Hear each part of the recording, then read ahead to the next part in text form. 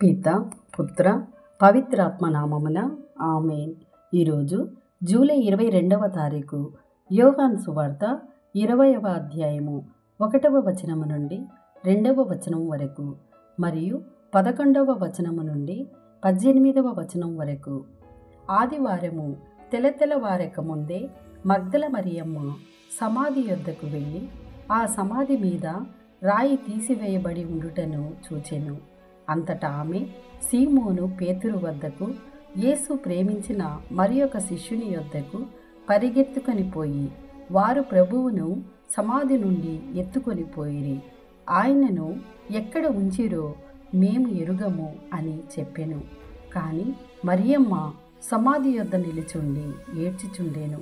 అట్లు ఏడ్చుచు ఆమె వంగి సమాధిలోనికి తొంగి చూడగా 2 దేవదూతలు తెల్లని వస్త్రములు ధరించి కాళ్ల వైపున ఒకరు, తల వైపున ఒకరు యేసు భౌతిక దేహమును ఉంచిన చోట కూర్చుండి ఉండిరి. అమ్మా, ఎందుకు నీవు ఏడ్చుచున్నావు అని వారు అడిగిరి. నా ప్రభువును ఎవరో ఎత్తుకొని పోయిరి, ఆయనను ఎక్కడ ఉంచిరో నేను ఎరుగను అని ఆమె చెప్పెను. అట్లు చెప్పి ఆమె వెనుకకు తిరిగి యేసు నిలవబడి ఉండుటను చూచెను. కాని ఆమె ఆయనను గుర్తింపలేదు. యేసు ఆమెతో, అమ్మా, నీవు ఎందుకు ఏడ్చుచున్నావు? నీవు ఎవరిని వెదుకుచున్నావు అనెను. ఆమె ఆయనను తోటమాలి అని భావించి, అయ్యా, నీవు ఆయనను తీసుకొని వెళ్ళిన ఎడల ఆయనను ఎక్కడ ఉంచితివో చెప్పుము, నేను వెళ్ళి తీసుకొని పోయేదను అనెను. మరియా అని యేసు పలికెను. ఆమె ఆయన వంక తిరిగి హీబ్రూ భాషలో రబ్బూని అనగా బోధకుడా అని అర్థము అని పిలిచెను.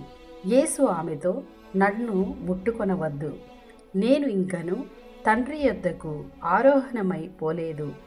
నీవు వెళ్ళి నా సహోదరులతో ఇట్లు చెప్పుము, నేను నా తండ్రి మీ తండ్రి, నా దేవుడు మీ దేవుడైన వాని యొద్దకు ఆరోహణమై పోచున్నాను అని చెప్పెను.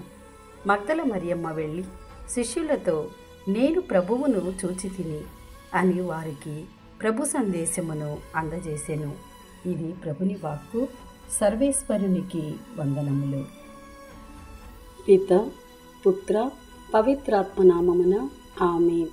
ప్రభువా, ఈ వాక్యాన్ని వింటున్న ప్రతి కుటుంబాన్ని ఆశీర్వదించండి.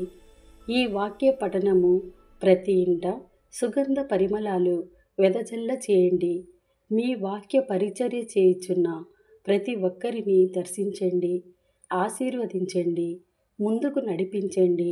వాక్య ధ్యానాంశము ద్వారా బాధలతో, వ్యాధులతో, సమస్యలతో, నిందలతో, అవమానములతో ఉన్నారు వారినందరినీ దర్శించమని యేసు నామములో అడిగి వేడుకుంటున్నాము తండ్రి.